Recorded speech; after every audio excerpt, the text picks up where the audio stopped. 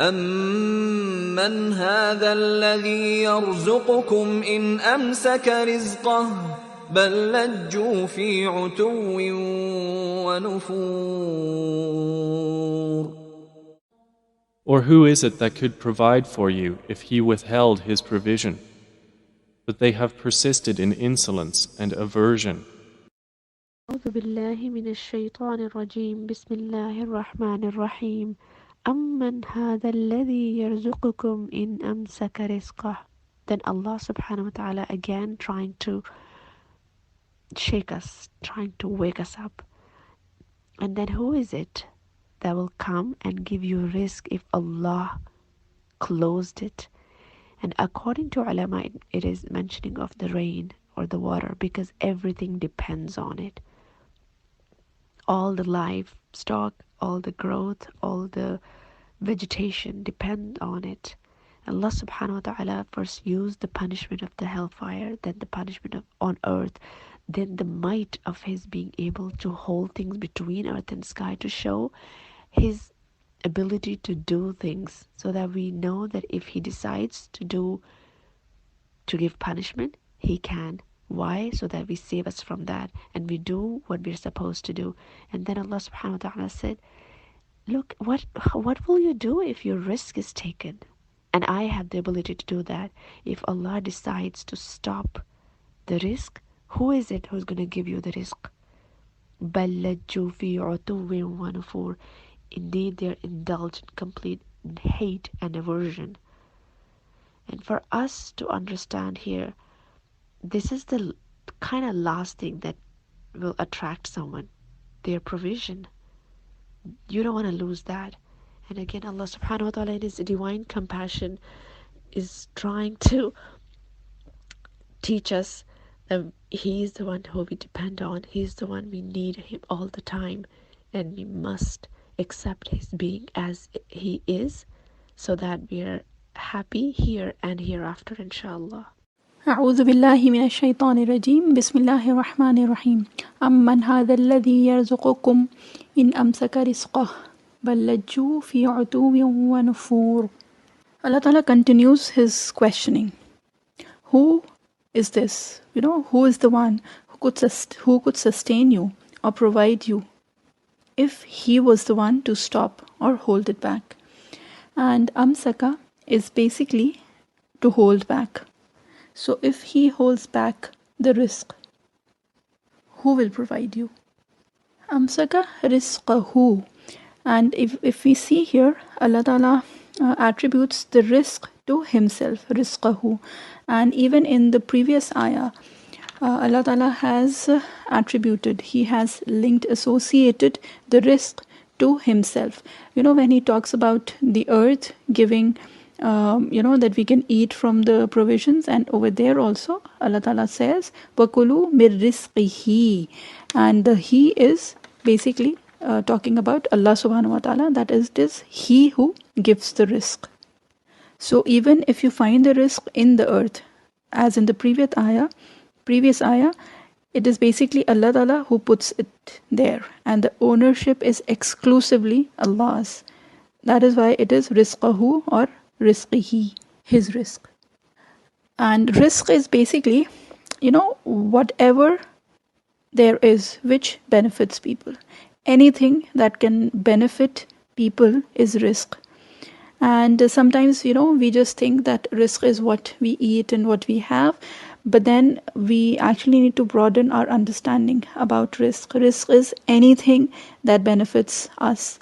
So the air we breathe in, the water we drink, the relationships we have, our parents, the children, the families, the emotions that we go through every day, everything is included in this risk that is given by Allah subhanahu wa ta'ala. Bal lajju. Bal basically means rather. And Allah Ta'ala is expressing his severe disappointment with the believers. Basically, if we see from the beginning of the surah, 20 ayat have passed by, and Allah Ta'ala has presented thought-provoking questions. He has given us instances for us to ponder and think about. However, because of their insistence on the wrong that they are doing, Allah Ta'ala says, Bal lajju. Rather, lajju is basically to insist. And it is basically a person who has built this habit of, insistence. And it has gone so far, this habit has gone so far that it has become a habit of his to be stubborn. And although he knows he is wrong, he will still insist. And he can go to any limits in his stubbornness. And he persists on being wrong and staying the way he has been. That is lajju. In the previous ayat, Allah Ta'ala has given us, practical steps about pondering upon and, making us understand and giving us examples from around us and in the universe, around the world, around everything that is going on. Allah Ta'ala has given us examples and instances and practical steps to think and ponder upon. But they are still insistent. Ballaju, fi. Fi is used again and it means two things. And they are in two things. What are the two things? Utuwum wa nufur. Now, utu is basically to be arrogant. To refuse something, basically refusal of something based on arrogance. So it would be a kind of disobedience which is rooted with arrogance. And that is utu and nufur. Nufur, the root is basically, it talks about something that is scattered. But it is nufur, is an interesting word in the sense that here it is used when somebody is having a severe aversion to something. He's scared to the extent that he is running away from that thing. He's scared of that thing.